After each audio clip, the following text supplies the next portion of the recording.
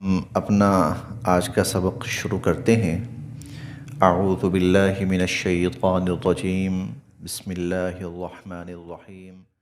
اللہ الذی، اللہ کی ذات وہ ہے، الذی جس نے، جعل بنائے، لکم تمہارے لیے، الانعام مویشی۔ یہ بات ہم قرآن کریم کی مختلف آیات میں پڑھ چکے ہیں کہ اللہ رب العزت نے یہ کائنات انسان کے لیے بنائی ہے، اس لیے بار بار کہا جاتا ہے اللہ تعالیٰ نے تمہارے لیے یہ چیز پیدا فرمائی، اللہ تعالیٰ نے تمہارے لیے یہ چیز پیدا فرمائی۔ ابھی ہم نے ایک دو اسباق پیچھے بھی پڑھا تھا جی، اللہ الذی جعل لکم الارض قرارا، اللہ نے زمین کو تمہارے لیے بنایا اور اسے پرسکون بنایا، والسماء بناء، اور آسمان کو اللہ تعالیٰ نے چھت بنایا۔ اور پہلے پارے میں ہم پڑھ کے آئے تھے هو الذی خلق لکم ما فی الارض جمیعا، زمین میں جو کچھ بھی ہے اللہ تعالیٰ نے تمہارے لیے پیدا فرمایا، زمین کے اوپر اور زمین کے اندر۔ پھر ہم سمندروں، پانیوں کے بارے میں بھی بار بار پڑھتے ہیں کہ اللہ تعالیٰ نے تمہارے لیے سمندر چلائے اور پانی چلائے، اور اس کے اندر اللہ تعالیٰ نے تمہارے لیے کشتیاں اور جہاز چلائے۔ تو یہ پوری کائنات جو بنی ہے تو وہ انسان کے لیے بنی ہے، اور اس کی ہر چیز سے جو فائدہ ہے وہ انسان کی ذات کو ہے۔ اس سے اندازہ لگائیں دو چیزوں کا، ایک انسان کا مقام اللہ کے ہاں کیا ہے کہ اللہ تعالیٰ نے اس کے لیے اتنا بڑا جہان بنایا ہے،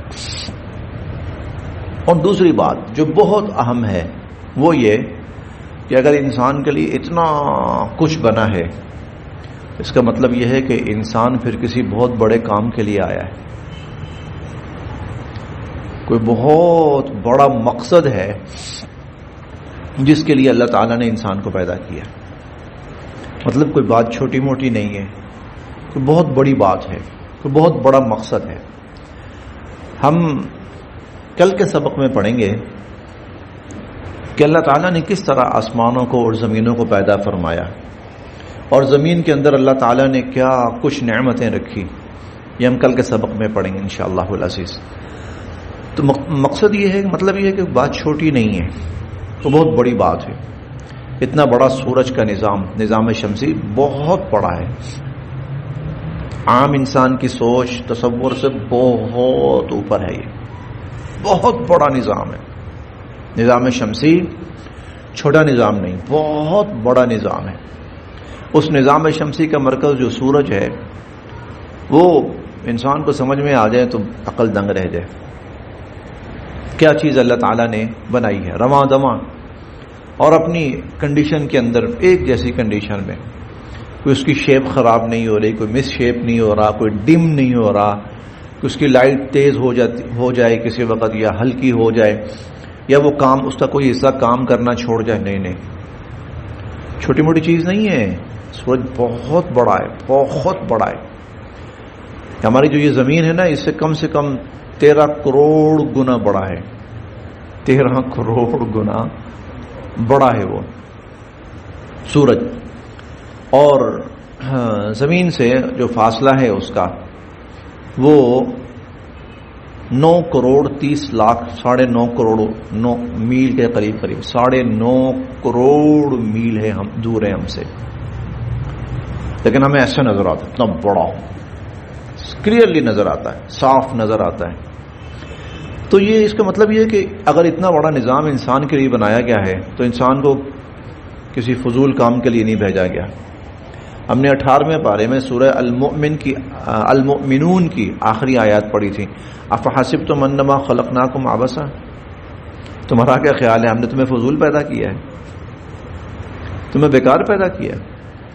تو کوئی بہت بڑا مقصد ہے، اور وہ جو مقصد ہے نا، اس مقصد میں سے جو سب سے بڑا پہلو ہے، اس مقصد کا سب سے بڑا پہلو وہ یہ ہے کہ سارے نظام کائنات مخلوقات کا جو رب ہے، انسان اس کو صحیح پہچان کر اس کی صحیح معرفت حاصل کر کے اس تک پہنچے، کہ صحیح معرفت حاصل کر کے۔ اسی لیے انبیاء علیہ السلام کو بھیجا۔ جو انبیاء آتے تھے نا، وہ لوگوں کو آ کر شروع میں یہ نہیں کہتے تھے کہ بھئی نماز پڑھو، زکوٰۃ دو، جہاد کرو، شروع میں یہ نہیں کہتے تھے۔ شروع میں یہ بھی نہیں کہتے تھے سچ بولو، وفاداری کرو، عہد پورے کرو، شروع میں یہ بھی نہیں کہتے تھے۔ شروع میں آ کر پہلی جو بات کرتے تھے وہ یہ ہوتی تھی کہ تمہیں اس اصل جو رب ہے اس کا صحیح تعارف کروائیں، صحیح تعارف، ہمیں اس نے بھیجا ہے اور ہم تک جو پیغام آ رہا اسی کی طرف سے آ رہا ہے، اور جو تعلیم آ رہی اسی کی طرف سے آ رہی۔ اور وہ تعلیم کیا ہے؟ سب سے پہلے اس کی صحیح معرفت حاصل کرو۔ چنانچہ قرآن کریم جو ہے وہ اللہ تعالیٰ کی صحیح معرفت انسان کو کراتا ہے کہ اس کے رب کی صحیح معرفت، صحیح معرفت، ایک معرفت ہے کہ صحیح معرفت۔ یہ جو بہت سارے دوسرے مذاہب کے اہل علم ہیں، دوسرے مذاہب کے اہل علم بہت سارے، معرفت ان کو بھی ہے لیکن وہ معرفت صحیح نہیں ہے، وہ ٹھوکر کھا گئے، وہ غلطی کر گئے، وہ اللہ کی ذات کے ساتھ کہیں نہ کہیں ہیرا پھیری کرنے کی کوشش کرتے ہیں، کر گئے۔ اسی لیے قرآن کریم کا نزول ہوا کہ نہیں، یہ لوگ چونکہ اللہ کی معرفت کے بارے میں بھٹک گئے، الضالین، یہ بھٹک گئے۔ سورہ فاتحہ کی آخری آیت اور آخری لفظ یہی ہے، الضالین۔ مطلب کیا ہے؟ یہ اللہ کی معرفت میں بھٹک گئے، یہ گمراہ ہو گئے۔ لہذا اب قرآن کریم نازل ہو رہا ہے، اور وہ کیا ہے؟ واللہ رب العزت کی صحیح معرفت انسان ہوتا ہے، یہ سب سے بڑا مقصد ہے۔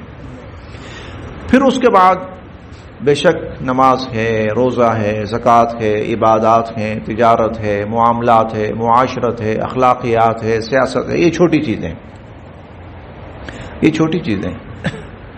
بڑی چیز جو ہے، اس لیے ہر نبی کا پہلا جملہ یہ ہوتا تھا، اعبد اللہ، لا الہ الا اللہ، اور اعبد اللہ، کہ بھئی کائنات کا رب صرف ایک اللہ ہے، لہذا عبادت بھی صرف اسی ایک اللہ کی کرنی ہے۔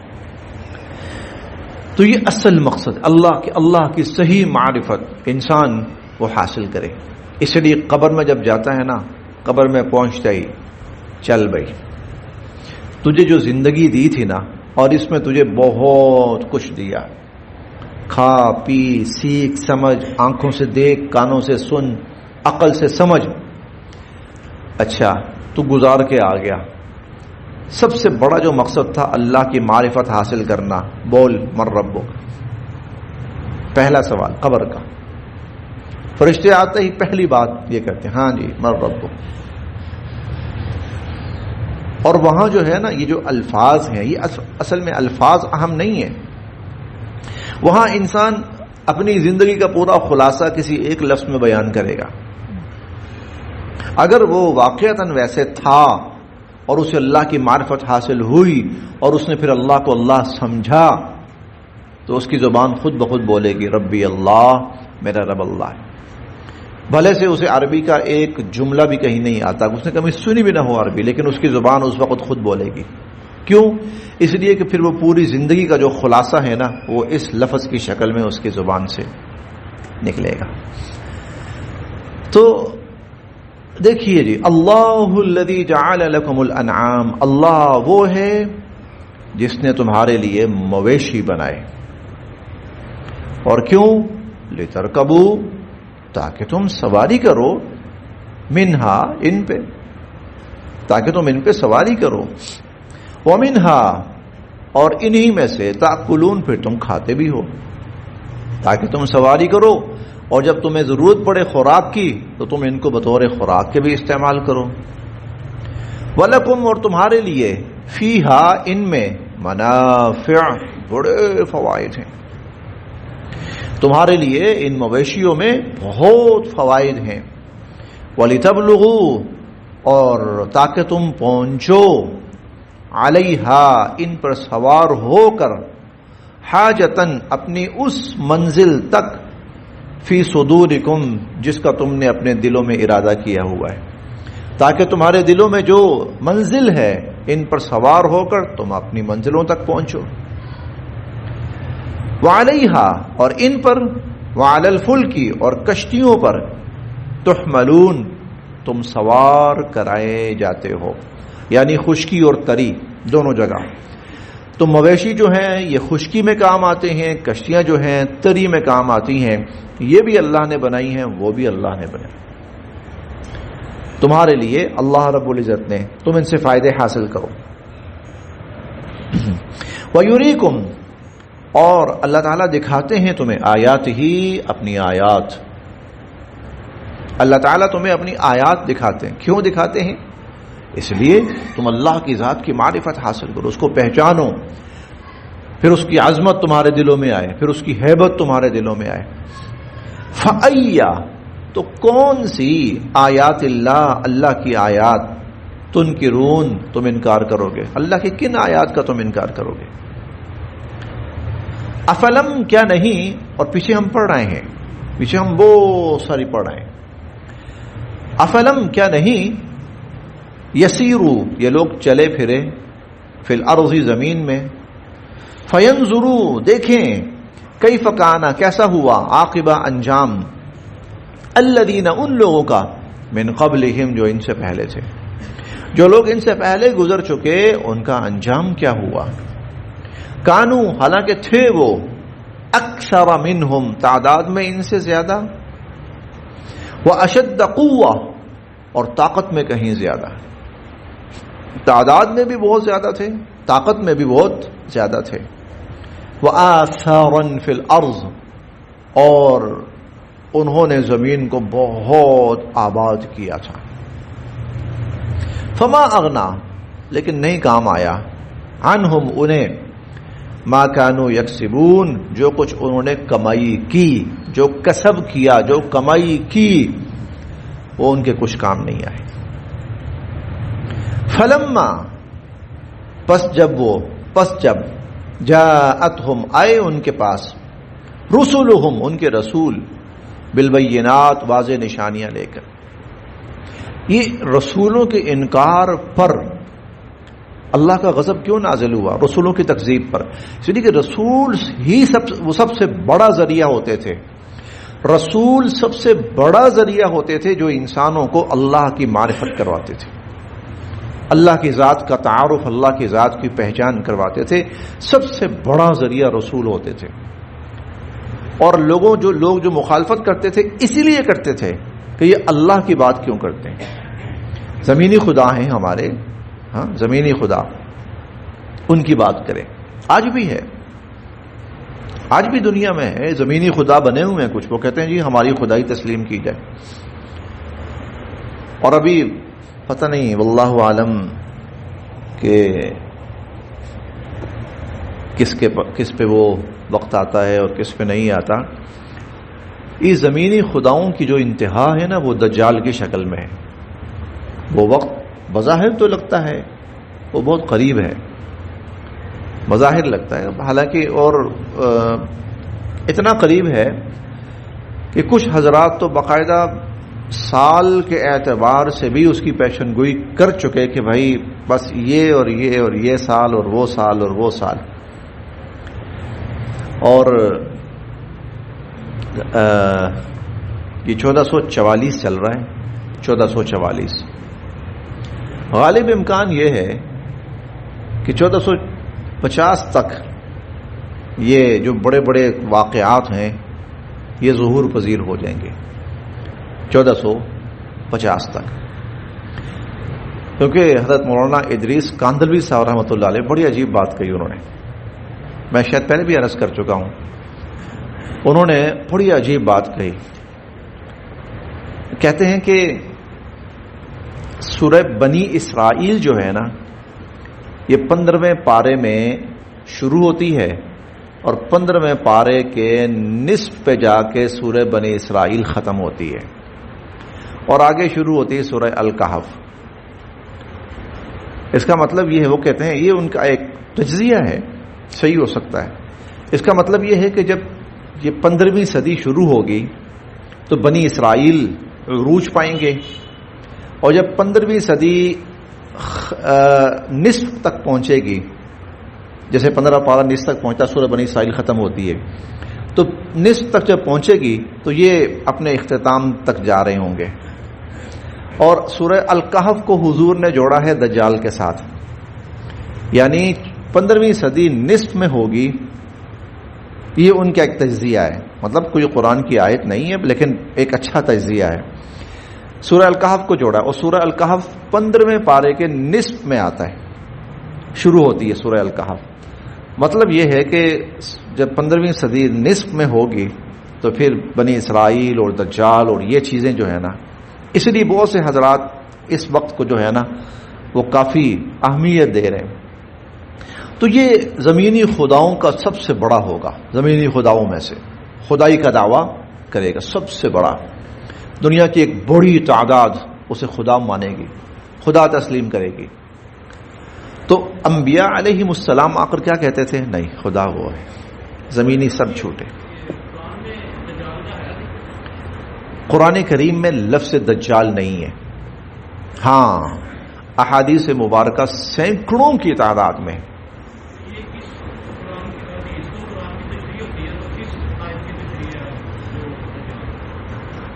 سورہ الکہف کی حضور علیہ الصلوۃ والسلام فرماتے ہیں کہ جو شخص سورہ الکہف کی ابتدائی اور آخری آیات پڑھے، اللہ پاک اس کو دجال کے فتنے سے محفوظ رکھیں گے.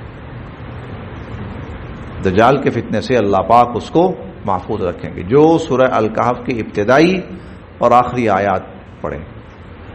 اس کا مطلب یہ کہ اس سورت کا دجال کے ساتھ بڑا گہرا تعلق ہے. ہر مسلمان کو تلقین کی گئی کہ وہ سورہ الکہف جمعہ والے دن ضرور پڑھے، اور اس کے فضائل میں یہی آتا ہے کہ جو سورہ الکہف کی تلاوت کرتا ہے اللہ رب العزت اس کی دجالی فتنوں سے حفاظت فرمائیں گے. اور حضور علیہ الصلوۃ والسلام، اب پڑھیے احادیث مبارکہ، تو جو اکثر دعائیں تھیں حضور علیہ الصلوۃ والسلام کی، اکثر دعائیں، یعنی جو آپ دن میں کئی دفعہ مانگتے تھے، ان میں ایک دعا یہ بھی ہوتی تھی کہ اعوذ بک من مسیح الدجال، یا اللہ میں اس دجال سے آپ کی پناہ میں آتا ہوں. تو یہ خداؤں میں سے بڑا خدا، زمینی خداؤں میں سے، دنیا اس کی خدائی تسلیم کرے گی. نبی اس لیے آتے تھے، انبیاء علیہم السلام. اسی لیے تو اس موقع پر کس کو اتارا جائے گا؟ عیسیٰ علیہ السلام کو، جن کو نبوت مل چکی پہلے. کہ یہ اتنا بڑا ہے کہ اس کے شر کو ختم کرنے کے لیے خاص قوتیں درکار ہیں، عام انسانوں میں نہیں ہوتی. ہاں نبی ان صلاحیتوں کے مالک ہوتے ہیں کہ جو بڑے بڑے فتنوں کا مقابلہ کرتے ہیں اور ان کو ختم کرتے ہیں. فلما جاءتهم رسلهم بالبينات، جب ان کے پاس ان کے رسول آئے واضح نشانیاں لے کر، اور یہ مقصد یہی ہوتا تھا. فرحوا، تو وہ خوش رہے، مگن رہے، بما عندهم، جو ان کے پاس تھا، من العلم، علم، جو ان کے پاس علم تھا وہ اسی پر مگن رہے، وہ اسی پر خوش رہے. وحاق بهم، اور آ گھیرا ان کو، ما كانوا به يستهزئون، اس عذاب نے جس کا وہ مذاق اڑاتے تھے. اور اصل میں آپ کا سوال کچھ اور تھا. یہ 28ویں پارے میں سورہ الحشر ہے، سورہ الحشر. سورہ الحشر میں اللہ تعالیٰ فرماتے ہیں ما آتاکم الرسول، جو تمہیں رسول دیں، فخذوہ، لے لو، لو اس کو. وما نہاکم عنہ فانتہوا، جس سے روکیں رک جاؤ. اس کے اندر احکام، تعلیمات، ہدایات سب آتا ہے. جو احکامات دیں، جو ہدایات دیں، جو تعلیمات دیں. اسی لیے قرآن کریم میں یہ بھی آتا ہے وما ينطق عن الهوى ان هو الا وحی یوحى، نبی جو بات کرتے ہیں نا تو وہ اپنی خواہش سے نہیں کر رہے ہوتے.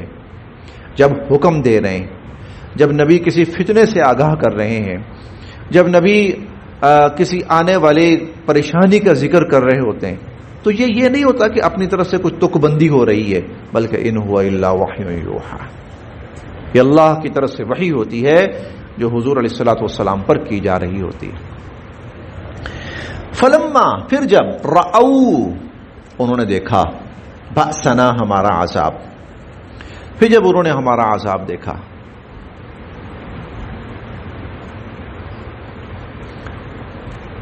وہ اکبر کا نا ایک بڑا شعر تھا،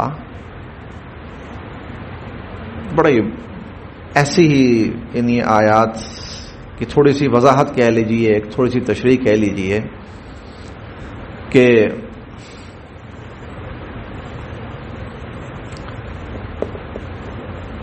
ذہن سے نکل گیا. اللہم صلی علی سیدنا محمد صلی اللہ علیہ وسلم. فلما رأوا بأسنا جب انہوں نے ہمارا عذاب دیکھا، قالوا کہنے لگے آمنا باللہ. وہ ان کا بھی تھا ایک مولانا ظفر علی خان کا، مولانا ظفر علی خان کا بھی ایک شعر ہے کہ یہ بندہ دو عالم سے خفا تھا میرے لیے. یہ بندہ دو عالم سے، اس کا پہلا مصرع ہے، کسی کو نہیں یار؟ نہیں ماشاءاللہ اور بھی ساتھی ہیں. خدا حشر میں بندہ دو عالم سے خفا تھا میرے لیے. ہاں یہ چیز ہے کہ جہان پوری دنیا وہ زمینی خداؤں کی لڑائی لڑ رہی ہو اور ایک انسان ایسا ہو جو اللہ کی لڑائی لڑ رہا، اور وہ پوری ساری دنیا سے ٹکر لے لے اور لڑائی لے لے. کس لیے؟ اللہ کے لیے. بندہ دو عالم سے خفا تھا میرے لیے. فلما رأوا بأسنا جب انہوں نے ہمارا عذاب دیکھا، قالوا کہنے لگے آمنا باللہ ہم ایمان لائے اللہ پر، وحدہ یکتا ایک اللہ پر ایمان لائے. وکفرنا اور ہم انکار کرتے ہیں، بما اس کا، کننا تھے ہم، بھی اس اللہ کے ساتھ، مشرکین شرک کرنے والے. ہم جو اس سے پہلے اللہ کے ساتھ شرک کر رہے تھے نا، ہم اس سب کا انکار کرتے ہیں. جب ہمارا عذاب دیکھا تو یہ کہنے لگے، لیکن فلم یکو پس نہیں تھا، ینفعہم ان کو فائدہ دیتا، ایمانہم ان کا ایمان، لما جب رأو انہوں نے دیکھا، بأسنا ہمارا عذاب. فلم یکو ینفعہم ایمانہم ان کے ایمان نے ان کو کوئی فائدہ نہ دیا، لما رأوا بأسنا جب انہوں نے ہمارا عذاب دیکھا. ہاں عذاب سے پہلے ایمان لے آتے وہ معتبر تھا، عذاب سامنے آ گیا اب ایمان کا اعتبار نہیں.